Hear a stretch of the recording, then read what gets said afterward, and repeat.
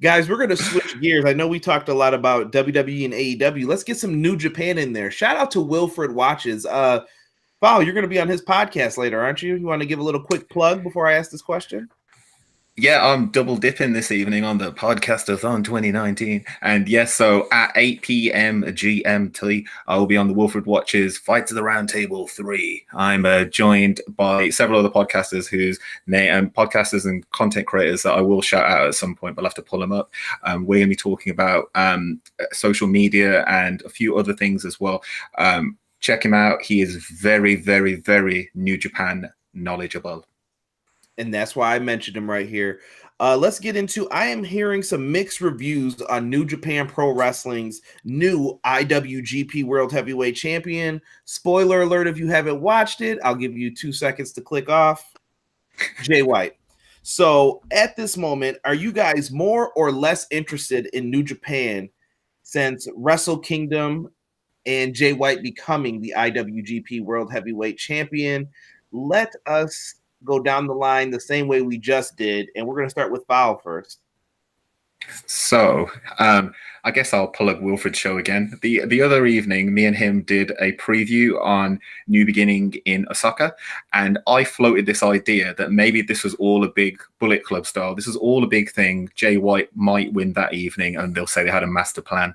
So I watched What Culture the other evening, and Simon Miller does Why Bullet Club is Still Fine. The episode got interrupted by the Tongans, and they explained exactly how we got to this point and how they've been pulling the strings the whole time, and Jay White is now their champ. I'm damn enthused for this. Like, it's given Bullet Club life again, and it's made the IWGP Championship really, really important, in my opinion. Okay. All right. Kevin, what do you got for this one? Yeah, I've slowly been to come around on the Jay White train. And when I first started watches and his stuff, I really wasn't into him too much. Didn't think he, but his worst year, you can't deny how good it's been, right? I was a bit shocked that he won. I thought the belt for a little bit longer. And so I am excited, maybe more so than I've been in the last year or so. I'm excited to see where this goes, and I'm excited to see who takes the belt off him and how they do it with his Bullet Club cronies in the background. Yeah, I got to be honest with you guys. I know I'm jumping in here in the middle, but Jay White I did not expect this to happen, like you said, as that quickly. Like, I knew Jay White was eventually going to get to the title because they've been pushing this guy since he was a young lion, talking big about him. And I remember seeing him in Ring of Honor before he was the Switchblade and everything else. And, I kind of didn't see it. And I'm starting to a little bit more, but it's still wondering.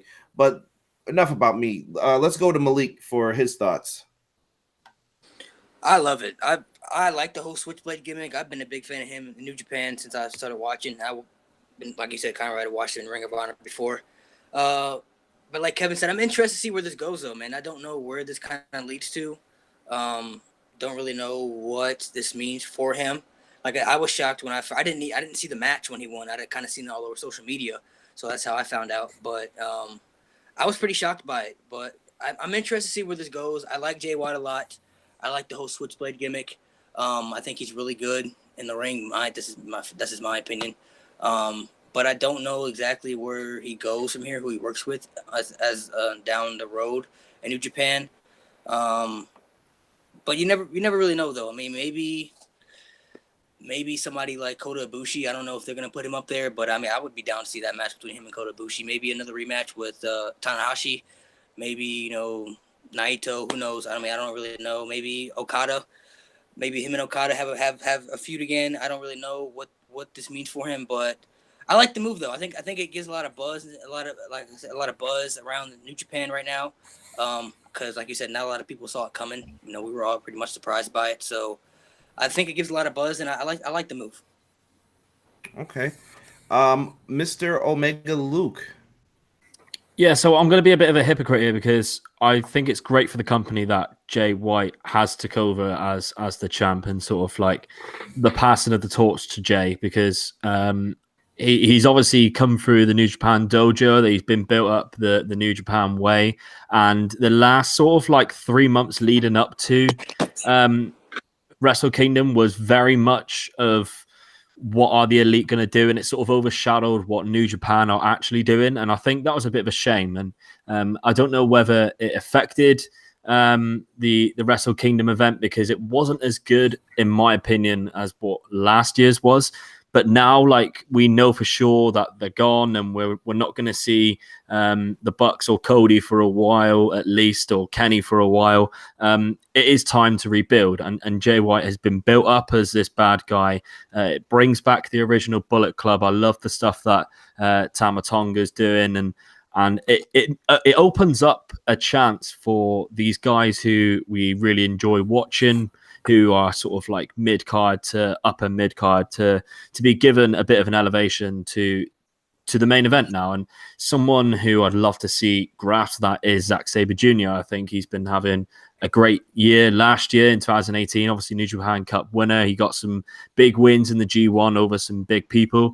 And someone we can see like go into the main event picture and really elevate himself because Jay White has been amazing last year, but he hasn't been the only one who was amazing in the sort of mid-card area. And we've had Naito, who hasn't been in the main event scene for over a year now, because obviously Wrestle Kingdom 12 was the last time he went for the title, was in the title picture. So that's another guy who we'd expect to see his redemption story. He's probably the most over guy in New Japan. So I'd like to think that eventually Naito will get his hands back on the big belt and actually for a good proper run this time, rather than the one that he had before where the fans were against him. So that'll be nice. But I think it's an exciting time now for New Japan, and they're doing the right thing. They're wiping their feet of the Elite and starting again. Hopefully we'll see some new signings in the junior division, because I think the junior division is slightly quite scarce now. Obviously we've got a lot of tag juniors, so maybe they can go into single stardom like Sho and Yo. But I think overall New Japan's fine, Bullet Club's fine. I'm excited for what we're going to see in the next year. Yeah, Tama Tonga can come on this show anytime. I support your champion. But he might just turn up, you don't know. Yeah, if I get super kicked out this chair, it's not going to be a good thing for anybody. But when it comes to this New Japan thing, I just kind of wanted to bring this up. I don't know, it seems weird where they're at with like management too. I see a lot of people complaining that ever since they've gotten under this new management wing, probably for a year now, a lot of people are not happy, and it seems like they want to boogie out of New Japan, so to speak. And I'm not hearing some of the greatest things behind the scenes. Like some wrestlers seem like, I'm kind of unhappy with what's going on.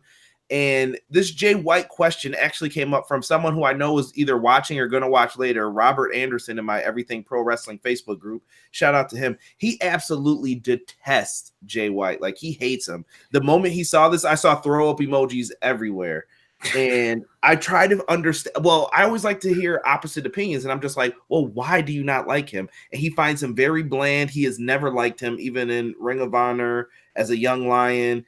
No matter what he has performed in. But I don't know. Do you think management has, like, this new management regime, is it better for New Japan in your eyes? And I just kind of want this to be a real quick answer from you guys. Or is it worse? Luke? It's different. So, we've had the same for a long time with Gedo and Okada. So it's different. So difference, not bad at all, unless it starts getting really bad. But I'm enjoying it so far. Malik?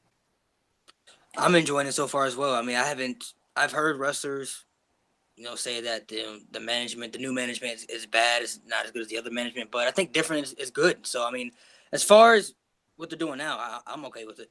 I mean, let's, like you guys said before too, a couple points to that. So as far as they have been able to put Kota Ibushi pen to paper, not many have been able to do that. So they've made a right move there. And I feel like they're also not doing that reliance on the Bullet Club as much, because at some point, to any American wrestling fan or somebody, I go to Ring of Honor shows a lot, And when I would go and see someone at one of these shows, they would talk about, man, I love New Japan. The Bullet Club's so sweet. And I'm like, yeah, but they got Roppongi Vice or Roppongi 3K. They got a bunch of other great people. And they're like, yeah, but the Bullet Club. And that's all they really knew. And you kind of always hope that it would be better than that. Kevin, your response to that? Yeah, I definitely am enjoying where they've gone since undergoing new management. I mean, Luke said it himself. Different isn't bad. Different could be very, very good. I think they're doing a lot of out of the box things now, and I think that Jay White as champion is a bit out of the box. I think that it happening so quick was a shock to some. I don't hate it. I think they're doing good things. Great. The Ibushi, which is like almost impossible over the last 10 years. Okay. And Mr. Fowl, what do you think? I'm going to pull a devil's advocate here. Why not? So I really like what's happening. That's fine. But and I don't see any problem. The Bushi thing I think is great. And the fact that it is different, like I totally agree that we need a little bit of change. But I can see maybe a few of the stalwarts maybe starting to disappear because it seems more restrictive. That's what it seems to be. It's like that you sign for us now for a few years. It's not just a 1-year deal anymore. And maybe a few people will start to just disappear. Very, very different. I like that. It'll be interesting to see where New Japan winds up in the future as far as what happens. And maybe people change their tune to management. Like I said, some people don't like change at first. I'm one of those people. But eventually it can grow on me. And I'm like, this was for the better. I just couldn't see it at that time.